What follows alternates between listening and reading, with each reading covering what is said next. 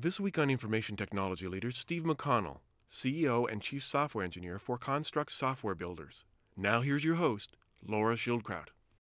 Today's guest is the founder, CEO, and Chief Software Engineer of Construx Software Builders. At one level or another, he's been coding for over 20 years. Through his company and many other endeavors, he seeks to professionalize the art of software development.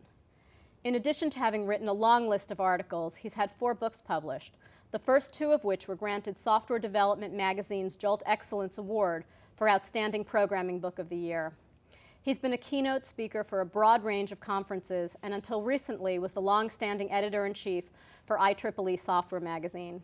Where does he find the time, and how does he do it all so well? Please welcome Steve Mcconnell.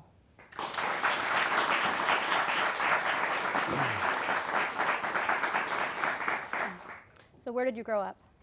I grew up in Washington State, mostly in eastern Washington, and then I've lived in western Washington for the last 20 years. How have you seen the area change since you were a kid?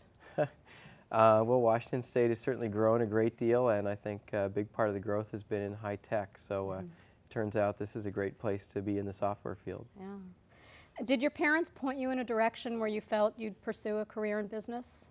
No, not at all. My father was a minister and my mother was a counselor, and so business was really the last thing on my mind growing up. What were you like in high school?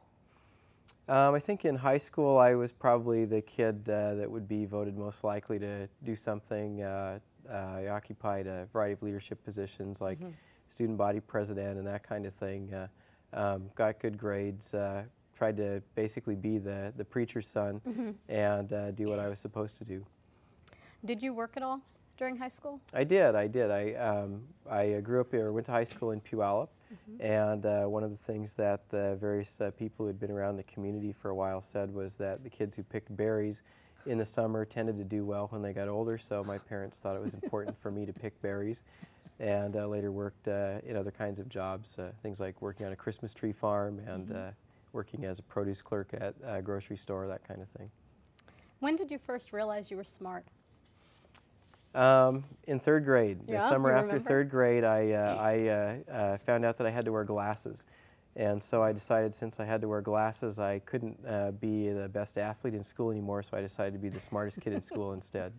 Is that something you can decide? That's what I thought when I was in 3rd grade. Yeah. How did it work out? It's worked out okay so far, at least on the not being the best athlete side. And how did you decide which college to attend?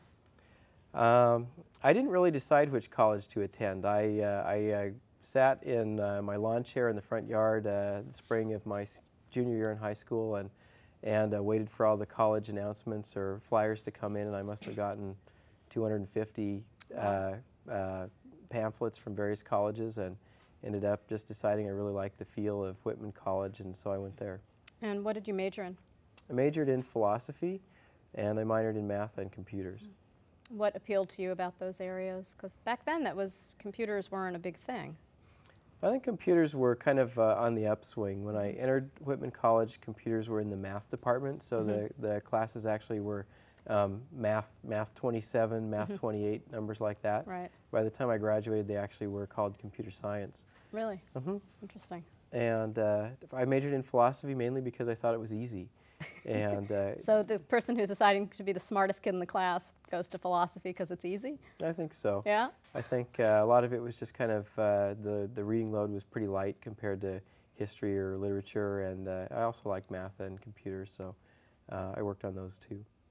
I was told that you pledged a fraternity in college, but that you decided not to join. Why didn't you join? I decided not to join because I think I've always been a little independent-minded, and after living in the house for a month or so, I decided that really that kind of affiliation wasn't what I liked, and so I de-pledged. So you actually did pledge and then de-pledge? Wow. Did you do any internships during college? I did. I guess it was kind of an internship. I worked one summer for an insurance company doing computer programming, and I worked 8 months, I took a leave of absence from college and worked as a computer programmer again. Did you realize anything significant during that internship? Not so much during the internship, but I was getting a philosophy degree, and my senior year I started applying for grants and fellowships and that kind of thing. And what I found was that as I was filling out all the applications that asked you what you wanted to be when you grew up, less and less I was interested in philosophy, and in the process of answering all those questions, I found that what I really wanted to be was a software developer. So the job with Northwest Insurance Consulting started at what point? It started when I took my leave of absence my junior year, so January of '84. I worked there for 8 months. And what were your job responsibilities? I was a programmer, essentially. Had school done a good job teaching you how to code, or did you learn most of it kind of on the job? I think it's a little bit of a hard question to answer. I learned a lot of computer science in school, but in terms of what I really needed to know to write production code, I think there's a pretty big gap between what I was learning in school at that time and what was valued in more of a commercial setting. And that gap has kind of been what I've spent my career working on. I'm filling that out. So you did this job for 8 months and then you went back and finished college. Was that hard to go back to the different kind of discipline of academic life? Yeah, that's a good question. I found that I'd gotten used to working with grown-ups while I was working that 8 months, and when I went back to school, I really felt like there was quite a difference in the level of maturity and what people cared about, and so I did feel a little bit like an outsider my last year in college. I was definitely ready to graduate. Yeah. So now you're a systems manager at the same company where you had kind of interned. How did that differ from the analyst position that you'd held previously? It didn't really vary a whole lot. The systems manager title really was just a formalization of the roles I'd had before. And I think the big change was that I was working there permanently instead of temporarily. And I'd started to decide that I actually liked software development. In college, I'd always taken computer classes as a backup in case I couldn't figure out what I really wanted to do. Plan B? Plan B, yes. So I was still kind of working on Plan B at that time, but starting to realize that I actually liked Plan B. And even more so, very much realizing that I didn't like the idea of going back to school in philosophy, which is what I thought I'd do originally. So you did go back to Northwest Insurance after that time, but then you moved on fairly quickly. How did the position at Sygenics come about? It came about in a very unusual way, which is that I sent out about 80 resumes and got a job offer based on one of the resumes. I know all the job offer books tell you not to do it that way, but that actually worked for me in that case. And I just wanted to do a word about job titles. You were an analyst and then a systems manager at Northwest Insurance Company, and now you took a position as an associate analyst. Right. So purely on paper, that looks like a step down. Was it a step down? No, I think it's an indication of how poorly defined the career pathing is in software, and it actually took me about 4 years to get back to the title of analyst that I'd started with. And so I finally got promoted from associate analyst back to analyst, and one of the things I've focused on in my later professional life is trying to bring better definition, better career pathing for software people. I think that's not been well defined in our industry. Yeah, I think also as you go from company to company, it's defined differently within each company. And that makes it very hard when you're looking for a job. It makes it very difficult for people to tell what kind of experience you've really had. And so one of the things you find in the software field is people often have resumes that are maybe 3 to 10 pages long, and that's quite well accepted within the field and runs counter to what you typically read in books about how to come up with a good resume. So what kind of projects were you working on during this time? I was working on a lot of short projects. The longest project I worked on in that time frame was probably about a month in duration. Wow. We did a lot of projects for our insurance company clients. I got a lot of good experience in writing software that was going to be used by other people that were far away, whose machines we couldn't just go look at and help them with. Got a lot of experience working on kinds of software where we had one core piece of code and that would get specialized for multiple clients.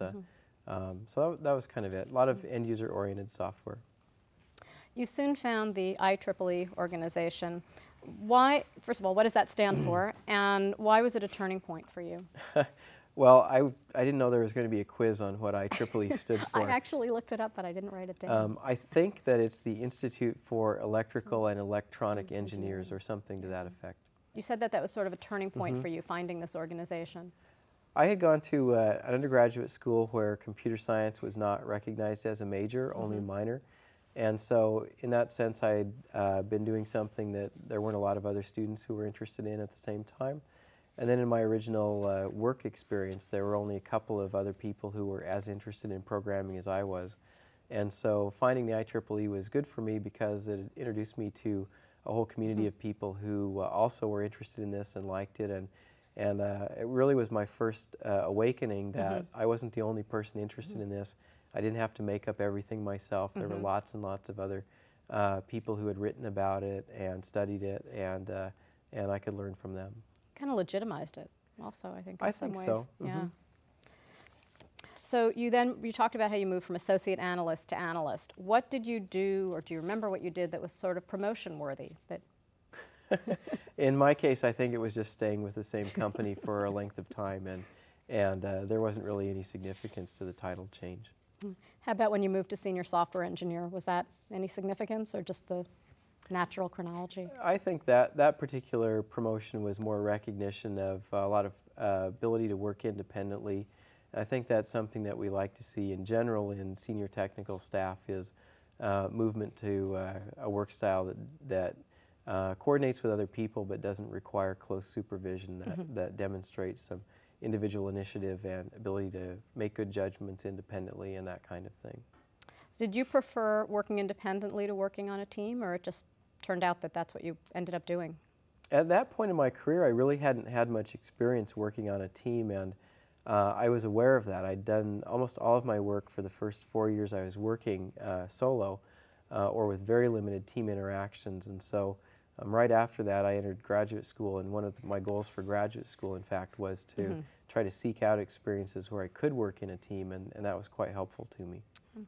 What brought about the decision to leave this company? It seemed like you were more or less happy there for a while. In that particular company, I think I was fairly happy for a while, but I think in retrospect it was a company that was run by a number of founders that didn't have a lot of business experience.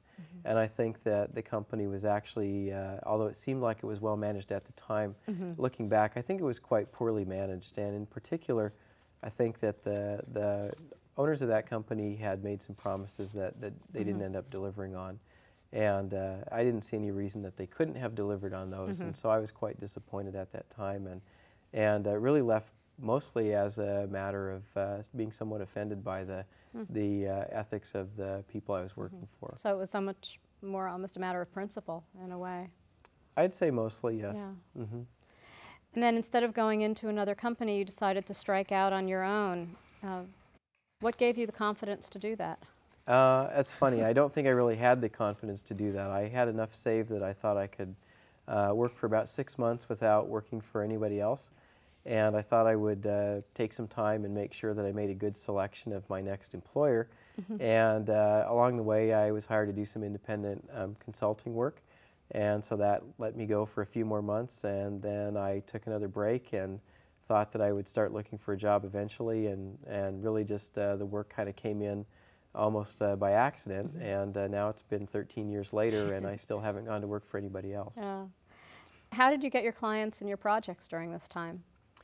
I wish I knew. It'd be very helpful to me now in today's economy. Mostly it was just luck. I knew a lot of people in the local area, and occasionally somebody would call and say, do you know anything about, have an interest in this kind of work, and sometimes I was a good candidate for that. Yeah, as a matter of fact, I do. Yes, that's right, and I kept thinking that approach wasn't going to work, and eventually I would have to go to work for someone else, but that approach ended up working for several years. Did it ever get sort of lonely doing that kind of independent work? Did you ever feel sort of anchorless? No, in fact, that kind of work, although I was self-employed, I was typically, at that point, I did start working in teams, so I had pretty regular contact with other people. Can you tell us about some of your earlier projects during this time? Sure. During that time, I worked on quite a variety of projects, ranging from fairly large government projects where the team size might have been 25 to 50 people. Did some individual work, also worked on some small projects of maybe 2 to 10 people in size. Most of the work I've done has been in small projects of that scope, and that's most of what I've written about since then as well. Yeah. And which companies did you work for? Pretty much who's who of local companies, Boeing, Safeco, Microsoft, that kind of company. Micro-Room with RBase, one of my favorites. Yes. I love that software. It was very good software Not a lot for of its people time. have heard of Micro-Room at this point, Yeah, but yeah. not anymore. So then in addition to your client-oriented projects, you did a couple other things during this time. First, you attained a Master of Software Engineering from Seattle University. What made you decide to go after that advanced degree? Well, I think that one of the things I've always believed is that if you're going to do something, you should get some credit for it. I'm not someone who believes that if you're going to do good work that you should hide that. And I've been doing a lot of reading, self-education. I looked at the Seattle University program, and it looked like it was very well aligned with work I was doing anyway. And so I thought, rather than just doing self-study and gaining this knowledge for myself, I might as well get some credit for it. So I thought I'd get the master's degree at the same time. Might look handy on the resume. And that also was partly driven by the fact that I had a non-technical undergraduate degree, and I thought I might benefit from having a technical master's degree. So is that why you did an MSc rather than an MBA? Or were you not really considering an MBA? At that time, I actually did wrestle with the question of whether to do an MBA or an MSc, and I decided that for my interest, the MSc was a good match. Yeah. What did you gain from the program, and what did you give to it? What I gained from the program, in contrast with what I was going to get through self-study anyway, was I was forced to look at a breadth of the field of software engineering, and I found out that there are some areas that I don't think I would have found on my own. So I got introduced to some subject areas that have been quite useful to me that I don't think I would have discovered independently. And what I gave to the program... For example, the whole field of database design was pretty interesting.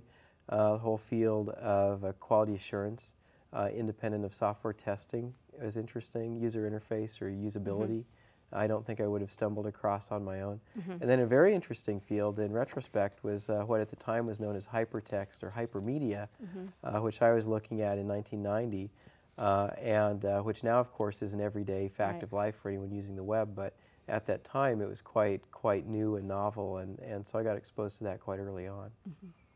And in terms of what I gave to the program, at that time, I don't think I really gave anything to the program. But in years since, I've been pretty involved as an adjunct faculty member, sponsor of some of the projects that they have there, speaker at essentially the graduation night festivities, that kind of thing. And now they get to use your name as one of their graduates. Well, I'm quite happy to be associated with that program. I think it fills a nice niche. Good. And you also wrote your first book, Code Complete, during this time. How did that project come about? Code Complete came about because I thought I'd always wanted to write something, and Mark Twain said you should write about what you know about, and I knew about software development. So I actually started out thinking I would write an article, and I went to do a literature search on articles. I'm a pretty good researcher, so I came over to the University of Washington, started doing a literature search for books and articles that might support the article I wanted to write. And as I got into the topic more, I discovered that in fact, there weren't really very many good books or articles about the topic. There were books around the topic on the periphery, but not anything. And the topic was? The topic was software construction, the whole cluster of activities around the topic of coding or programming. And there had been lots of books written about other topics, but no book I found written on that topic, which surprised me because it was the main topic in the field of software engineering. It's the main activity people engage in. And so by the time I'd convinced myself that there wasn't a book or article, I looked at so many other books and articles on the periphery that I really had the research backbone for the book itself. And what process did you use that kind of kept you moving forward, or was it really easy to just sit down and write? I think in one sense it was really easy, and in another sense it was quite difficult. The easy part was that I conceived it as essentially like a software project. I went through the same kind of planning phase, market analysis phase, requirements phase, and design phase. And then when I got down to the details, it was just writing instead of programming. So in that sense, it was fairly easy. The hard part was just motivating myself to actually get started working every day. And it took me 2 or 3 months to get to the point where I actually could make myself sit down and write every day. How did you do that? I read a lot about how other authors motivate themselves, and at the end of it, what worked for me was just setting my alarm to get out of bed every morning at 6:45 and begin working. And it was ironic because for the last few years before that, I'd never set an alarm at the beginning of my workday and had been less structured. Now that I was working totally for myself, I found I had to impose more structure to get myself to actually do the work. Did you find that you needed to be in a certain place in order to get the work done? It was very helpful to me to designate, I had a 2-bedroom apartment, and it was helpful to me to designate one room that was solely for working. And on the weekends, I'd close the door, I wouldn't go in the room at all. And on the weekdays, I would actually just get up, go into that room, and I'd be at my desk by 7:15 or 7:30 every morning. I knew that when I was in that room, I was working, and I kind of kept at it. And as a result, I'd actually feel kind of strange going into that room on the weekends. I had some clothes stored in a closet in that room, and every once in a while I'd go in to pick out one of those pieces of clothing, and it actually felt strange. I felt like I was trespassing in my own apartment. Yeah, kind of going into work in a weird sense. Yeah. Did you keep that level of structure and discipline throughout writing the book, or by the end of the book did you feel like you didn't need it anymore? I kept that structure really the whole time. By the end of the book, I had a very strong sense of mission for that book. I spent almost 2 years doing background research before I started writing it. I spent 11 months full-time writing it, and then in the last 6 weeks, I had a very, very strong drive to completion for that project, and so essentially I didn't do anything else. I would get up at 6:30 and begin working, and I worked until maybe 9 or 10 each night, and I did that 6 days a week for the last 6 weeks of the project. And it wasn't because anybody was making me do that, it was because I really, at that time, was incapable of focusing on anything else. That's really what I wanted to do. Just needed to get it done. And how did you know when you were done? You know, the joke is that you work on a project until you're sick of it, and then you kick it out the door because you can't stand it anymore. In my case, it was a very large project. It was a 900-page book, and I think a lot of what made it work was being satisfied that it was good enough and not trying to perfect each and every aspect of it. And so I had a process I went through on each chapter. There were 33 chapters, and I knew when I was done, when the last checklist item was done for the last chapter. Did you feel ready to give it up? I was ready to give it up. It was time to move on to something else. And then how were you told that Cold Complete had won the Software Development Jolt Excellence Award? The award is given at a conference, the Software Development Conference, each spring. I knew the book had been nominated, and so Microsoft Press, my publisher, had flown me down to the conference. And so I found out while I was at the conference. It was very nice, very nice. So you didn't know ahead of time? You didn't go down there knowing? No. That's pretty cool. Yeah, it was very exciting. Yeah. So how did that feel? It felt great. I mean, it had been a huge project for me. I had spent, I put about 3,500 hours into writing the book. It's probably more time than I spent in college, and or not quite, but kind of on that scale. So it was a huge project for me, and it was the first thing I'd ever published. So my first publication was a 900-page book, and I really that won an award. That's right. I'd poured my life into it for a long time, so it was very gratifying. You started this discussion by saying that you always knew you wanted to write something. How did you know you wanted to write something? I think it comes from getting a liberal arts degree. I don't know anybody who gets a liberal arts degree who doesn't want to write something. Then after the book's completion, you sort of went back to your day job, and you spent most of your projects working for the Frank Russell Company, and I think you pretty much enjoyed working with them. What did you like so much about working with that company? Oh, I did like that. We were working on very interesting projects. I'd always found the investment area interesting, and Frank Russell Company is a world leader in certain aspects of investing. So I learned a lot about investing. I also got a chance to apply a lot of what I'd written about right when the lessons from the writing were fresh. Writing doesn't really qualify as a year of programming experience, but for me it was a very reflective experience, and I'd say I got about 3 years worth of experience from writing for 1 year. And so I was able to leverage that back into a real project, so I really liked that. And can you tell us about your first meeting with George Russell? My first meeting with George Russell was not very flattering to me. I was at a company Christmas party, and this man in a short-sleeved shirt came up and asked me what I was working on, and I hadn't met him before, and I told him what I was working on, and then he told me he'd heard good things about me, and I said, "Oh, thank you, and what's your name?" And he said, "I'm George Russell." And the so owner it of this was quite company. embarrassing for me, yeah. But you two ended up getting along just fine. Well, we didn't have a lot of contact, but I thought he's very well respected within the company, and I could see why. He's quite unassuming and friendly enough to come meet 1 out of 1,000 people, which was what he was doing in meeting me. Do you remember the type of projects that you were working on? We were working on investment analysis software, and that would be distributed to the Russell Company's clients. So very similar to the kind of work I'd been doing before. Was it sort of a breath of fresh air to be working with other people again, or did you find that that was becoming a nuisance? At the time, I thought it was a breath of fresh air. I'd spent almost a year working by myself. I'd had pretty good communication with other people while I was writing, but not a lot of face-to-face contact. And so I really liked having human contact again. And for a time, I thought that I actually preferred programming instead of writing. After a couple years went by, I went to write the next book. I enjoyed that so much, I thought maybe I liked writing better than working in a team again.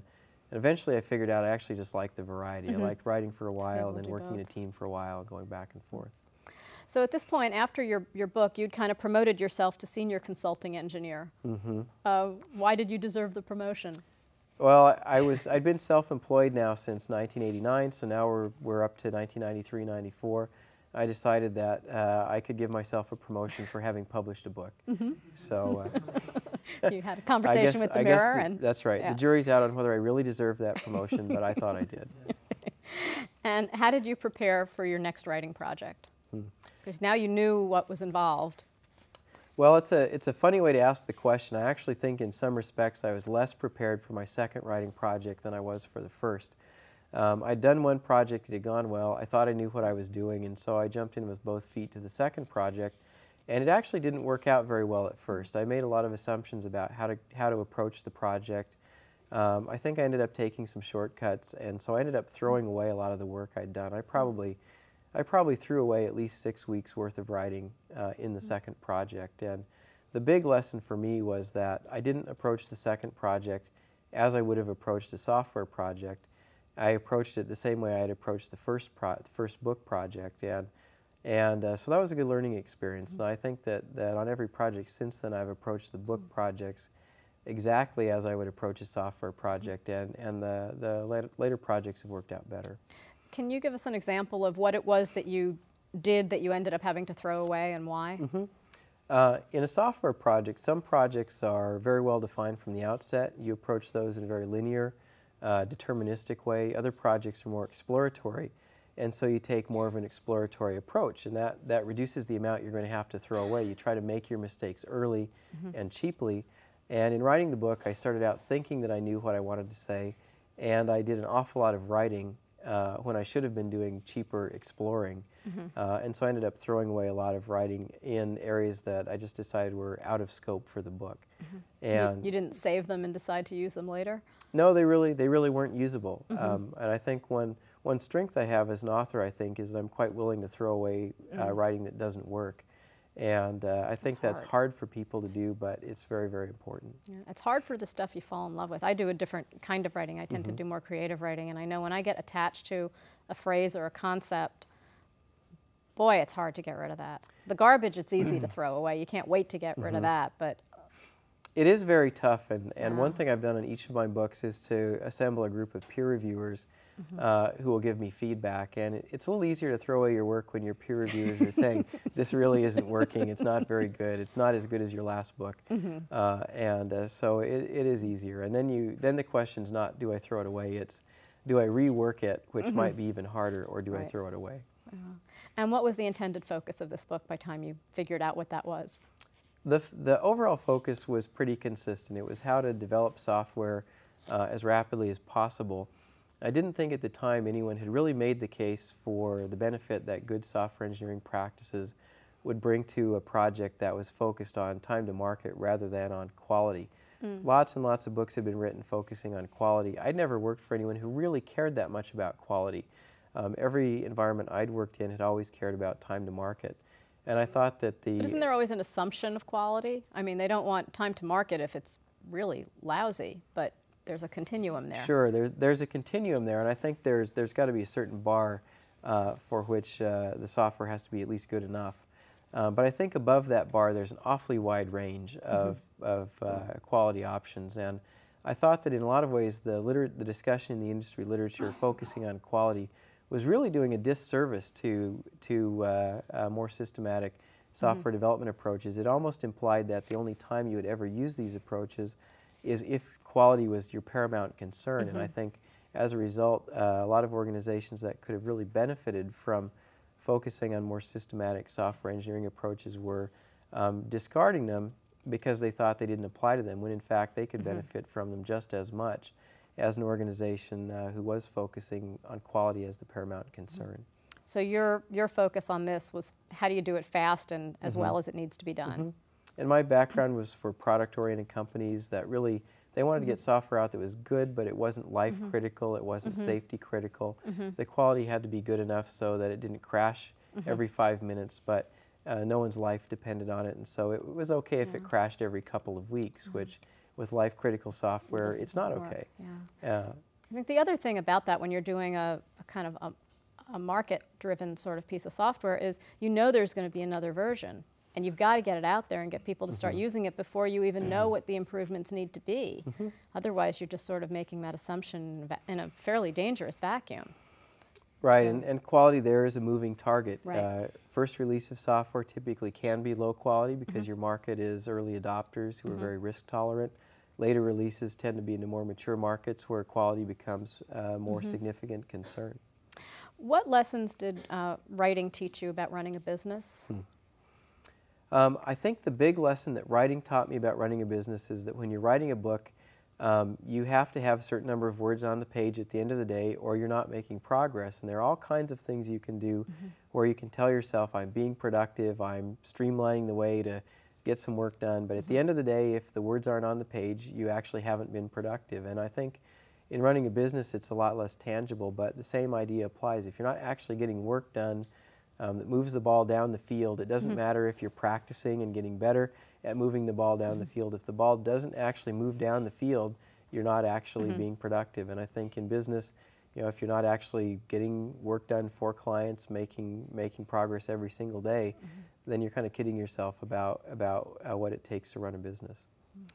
And MS Press was your publisher again for this book. Did they request a second book, or did you just go to them and say, hey guys, I'm ready to sit down again? I actually don't remember. I knew that there were, when I finished the first book, I thought I would never write another book again. But by the time I completed the manuscript, it was almost 4 years by the time I started working on the second book, which is quite a long time. And by then I was remembering, you know, some of the nicer parts of working on the book, and also, you know, some of the nice things that happened after publishing the book. And I had a topic I was excited about, and so I thought it was time to get back into writing another book. So did you go to them first before you started it, or did you go to them when you had a working manuscript? Don't remember. No, for each of the books I've had a proposal for the book, a detailed table of contents, but I haven't written more than a fraction of the book in any case. And how did you end up working with them along the way, or did they just leave you alone and one day you knocked on their door and said, here, it's done? For the most part, they've left me alone, and that's worked pretty well for me. They'll occasionally send me an email or phone call and say, you know, how are things going? But for the most part, I think it's probably almost universally true for authors. There's not a lot they can do to micromanage what you're doing, and so it's pretty independent. Well, you were obviously delighted when Code Complete won the award. How did you react when Rapid Development won the same award 3 years later? I was equally happy, I think. That book had also been a labor of love to some degree. Not as much as the first book, but I'd spent almost a full year working on that book as well, and so there was an awful lot of effort put into that. It had in some ways been a more difficult project because of having to throw away some of the early work I did. But there are aspects of that project that I learned at least as much from as a writer as from working on Code Complete, and so it was very nice. I think I'd been pretty deliberate in choosing the topic, and from a career development point of view, wanting to pick something that would build on the work I'd done in Code Complete. And so to see that recognized was very gratifying. Did you feel that there was additional pressure on you in writing your second book because your first one had done so well?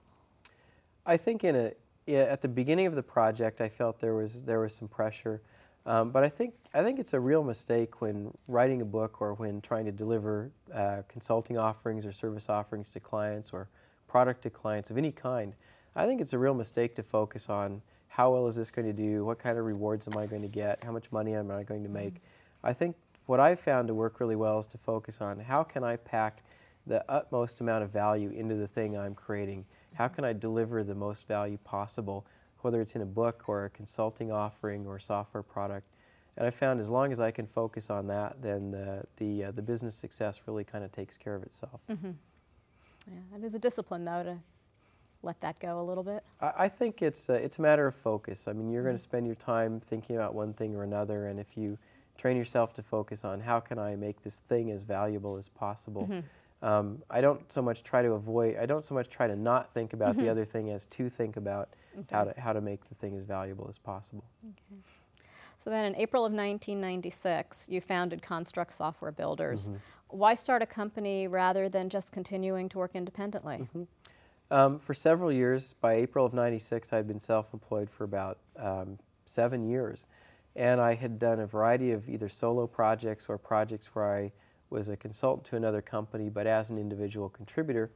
I got a pretty good idea of some ways that I wanted to have influences on the software industry that I didn't think I could do by myself anymore. And so I really founded Construx in part to have a place that I would like working for the rest of my career, and in part to have an influence on the industry that I didn't think I could have as an individual, and that I needed to assemble a group of people to have. And what is the mission of the company? Construx's mission is to advance the art and science of commercial software engineering. That mission is something that we arrived at through a great deal of struggle and discussion, and we actually mean every single word in there quite deliberately and quite specifically. Okay. How does that work?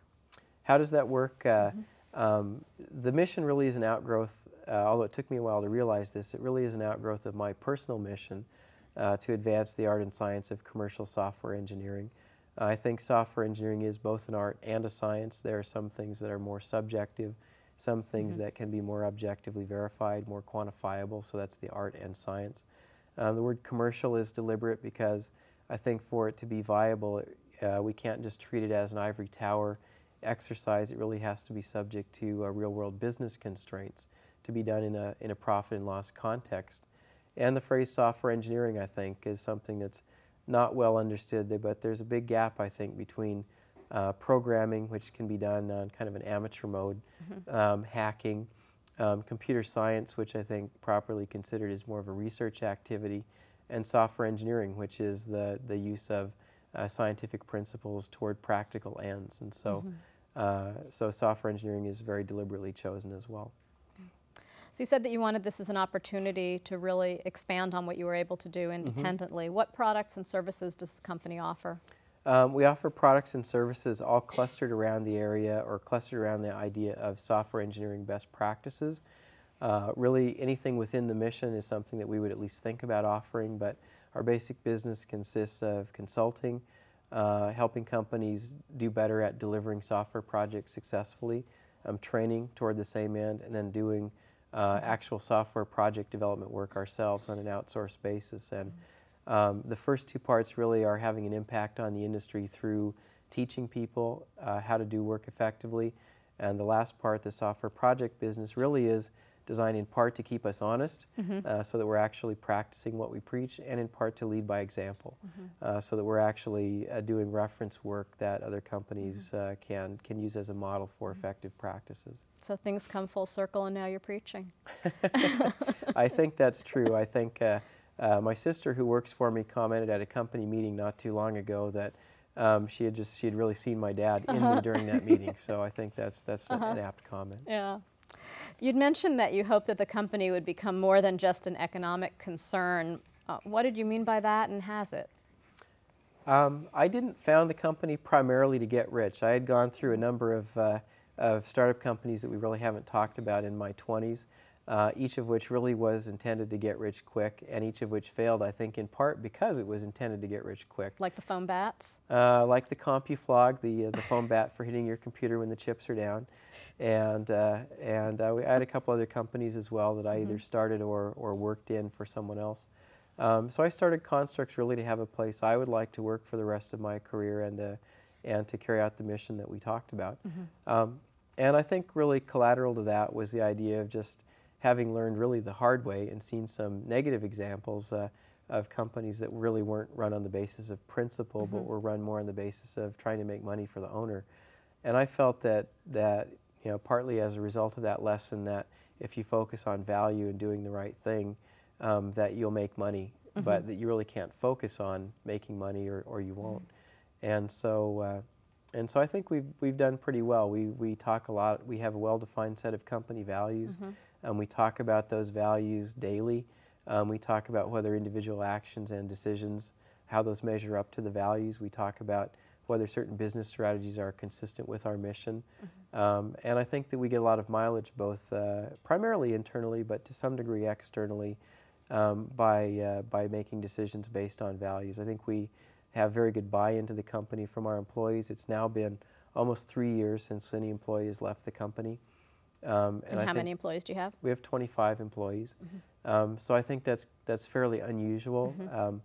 Not so much over the last year and a half in the economy, but I wasn't going to bring that up. But you were so proud. Right. I was just going to let that go. But in the year and a half preceding that, I think we definitely are proud of that. And so I think we get a lot of mileage out of it. We're not oblivious to the fact that it's also the right thing to do, but I think there are some pragmatic ends to it as well. Yeah. What are some of those values that you hold so dear? Let's see, I can probably remember at least 2 or 3 of our 8 values, but our values are things like openness, which we believe we should communicate to our employees what's going on in the company, even though we're privately held. We fully disclose financial results on a regular basis, for example. Accountability, making sure that we hold people accountable for their actions. Sharing the wealth, the idea that we should, if we're profitable, we should share that with the people who have contributed to that. Balance is one of our values, making sure that we have a balance between personal life and professional life. Exceptional employees kind of speaks for itself, I think, but it has an impact both on recruiting, who we recruit, and on professional development. Professional development is an independent value for us, not being satisfied to hire people who have good capabilities, but actually developing and realizing those capabilities. An engineering approach is a value, the idea that we should be deliberative, take calculated risks, and then the final value is superior service. So making sure that, again, that's a reality check. If we can think we're doing good work, but if our clients don't agree, then it's not true. So that's really where the rubber hits the road. Are there ever days when you sort of wish for the simplicity of working independently? No, I'd say every day. Yeah. There are lots of issues that come up when you're running a company that are not the reason that you founded the company in the first place, but I'm a big believer in the idea that you have to take the bad with the good, and so I think that's fine. There were things I didn't like about working independently as well, and I think we always get nostalgic about the good old days and forget about the bad aspects of the good old days. So I think these are the good old days for us as well. I think that's why you keep writing. Well, you're not only the founder of this company, but you're also the CEO and the chief software engineer. What do you do in those roles? We actually are very explicit with our value of an engineering approach in defining each of those roles. And so as the CEO of the company, I'm responsible for setting strategic directions for the company, overseeing the allocation of responsibilities to different business areas and that kind of thing.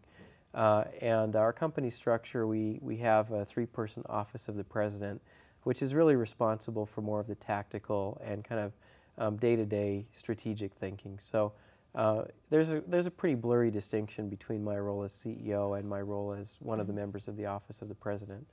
My role of chief software engineer, I'm ultimately responsible for the engineering practices that are in use at the company, responsible for cultivating staff capabilities on the engineering side of the company, for grooming staff to perform in different engineering roles across the company, responsible for recruiting and retention of engineering talent, setting standards, that kind of thing. And in the midst of all this, because you obviously weren't busy enough, you published 2 more books, the Software Project Survival Guide, and then a series of essays called After the Gold Rush. Can you tell us a little about those projects? My second book, Rapid Development, had been a book that really was targeted to a pretty advanced audience of software practitioners. And in essence, it was kind of a cookbook of software engineering approaches, assuming that people could read the book and select from this a la carte menu and put together a menu that would work for them for their specific dinner. And I found that a lot of people weren't actually advanced enough to be able to take that set of practices on an a la carte basis and assemble a set that would work for them. So I conceived my third book, Software Project Survival Guide, as a more structured menu for one particular meal or one particular approach to running a software project. And I qualified the book by saying this approach is an approach that will work pretty well for a significant chunk of the software engineering population on a significant chunk of projects, but it's not going to work in every case for every person or every group. But I cut out a section of the software project population that I thought was a pretty good sized chunk. And so it's a much more structured book. It's more prescriptive. It tells people what to do instead of saying, here are your options. It's a shorter book. I think it's more accessible. And whereas my other books had stretched me professionally, this book didn't stretch me professionally at all. I wrote it much more quickly. It was very quick start to finish. I think I spent 12 weeks writing the first draft. And I think as a result, in some senses, I regard it as my best book. Really? My other books had been a little bit on the edge of what I was capable of doing. This book, because it was well within what I was capable of doing, I think in some sense is my best book because it was something that I could do quite readily. Sounds like you kind of had some fun with it too. I cranked it out pretty quickly. I don't know that it was fun. In some ways, the other books were more fun, but it was a fun book to write. And then my fourth book, I think, was back to a book that was more on the edge of what I was capable of, and really was heartfelt in that it was defining where I thought the software industry needed to move to be effective. Commercially, it hasn't done as well, I think, because it really speaks to other people, mostly to other people like me, who are more interested in philosophical aspects of the software field, and I think there just aren't that many people out there like that. Are you a programmer who writes or a writer who codes? I think I'm both. I've never really thought of myself as an author, I guess, so I guess I'm a programmer who writes. I mean, I've written several thousand pages now, but I still don't really think of myself as an author. I think of myself who is working in the software field, who has some things he wants to say about it. So after 9 years, your company prospers. Do you still feel like it's your company? I definitely still feel like it's my company. It's been quite interesting. Over the course of the company, it's gotten to a point where I can't directly control everything that goes on in the company. I don't even want to do that. But one of the things I found most gratifying in running a company is that there have been a handful of people that I've hired who really, at a personal level, believe in the values of the company even before they heard about the company. And so some of those people have come on board and I think have articulated my vision for the company in all kinds of ways that I never would have thought of on my own. And I think it's really fun to see them carrying out the vision in ways that I really couldn't have imagined, and bringing the company to life. So it very much is in line with my goal, my original reason for founding the company, which was to have people on board who could bring the vision to life far beyond what I could do as an individual. One of the things that I think is sort of interesting about looking over the path of your career is that you didn't really have a lot of direct managerial experience in any of your other jobs, and yet you just decide not to get some managerial experience in another company, but to just start out with your own. How do you define your management style at this point? Yeah, I think it's true. I had a little bit of management experience at each of the companies that I'd worked at previously, and including some of the contract roles or consulting roles that I had earlier. But it's true that I had never had responsibility for managing a large group.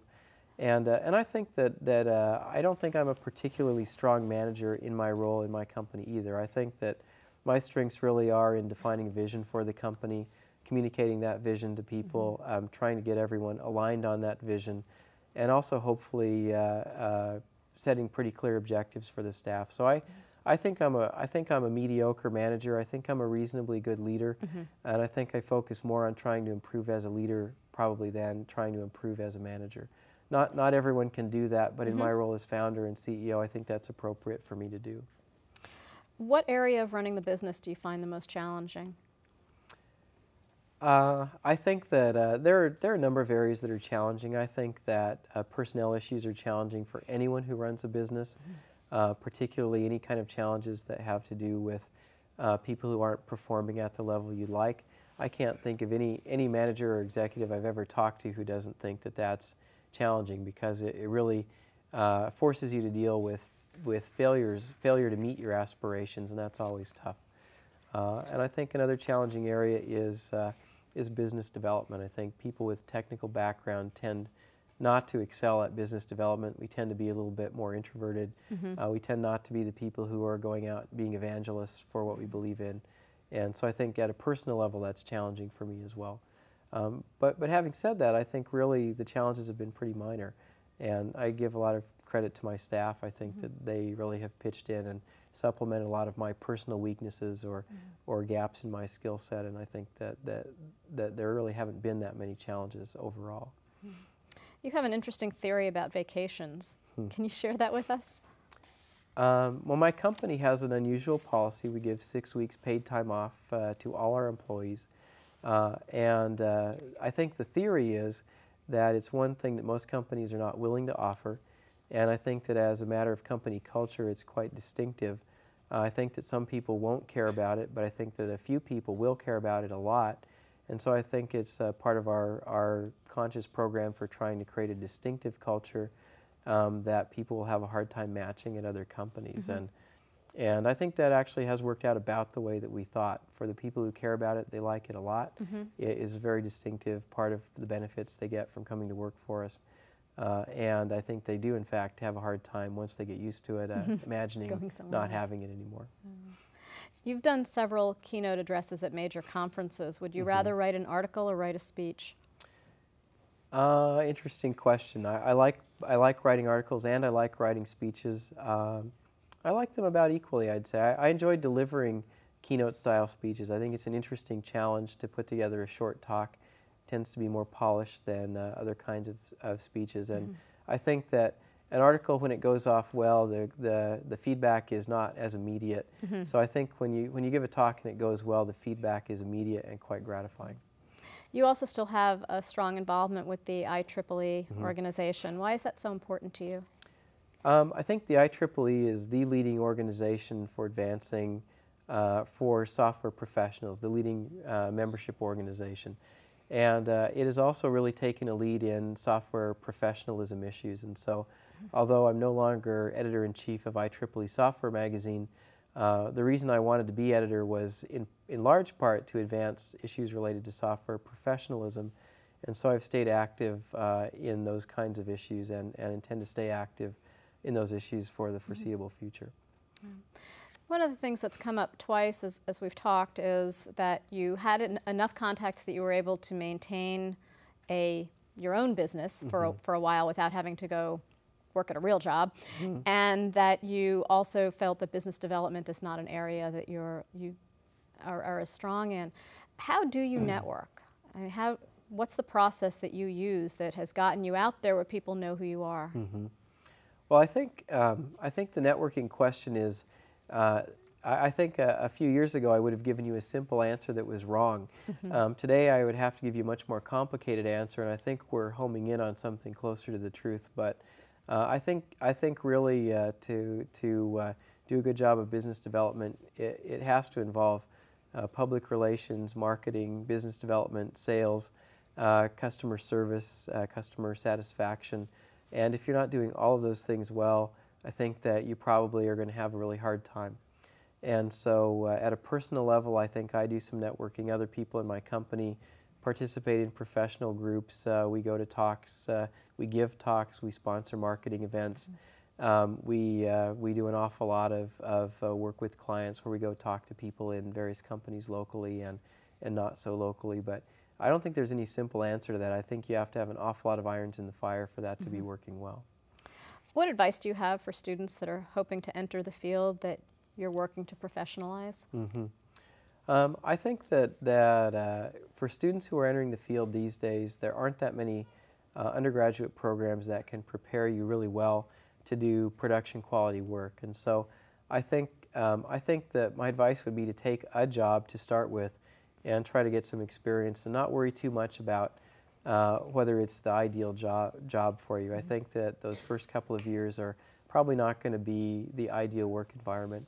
And I think it's important to try to learn from the experiences you gain and make sure that you're paying attention, making mistakes quickly, learning from those mistakes that you make quickly, and that you don't stagnate during those first few years. I think those first few years really are critical, and you establish patterns of working hard, improving yourself, paying attention to what's working and what's not working, or you establish a pattern of just kind of getting the work done and getting in a rut. And I think it's important to set those precedents well early on.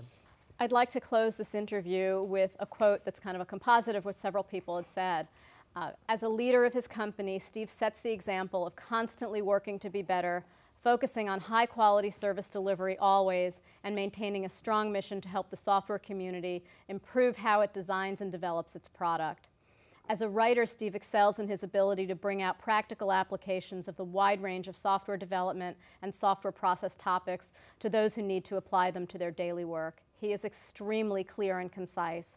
Steve believes in the importance of research, but not in hoarding that research in an ivory tower.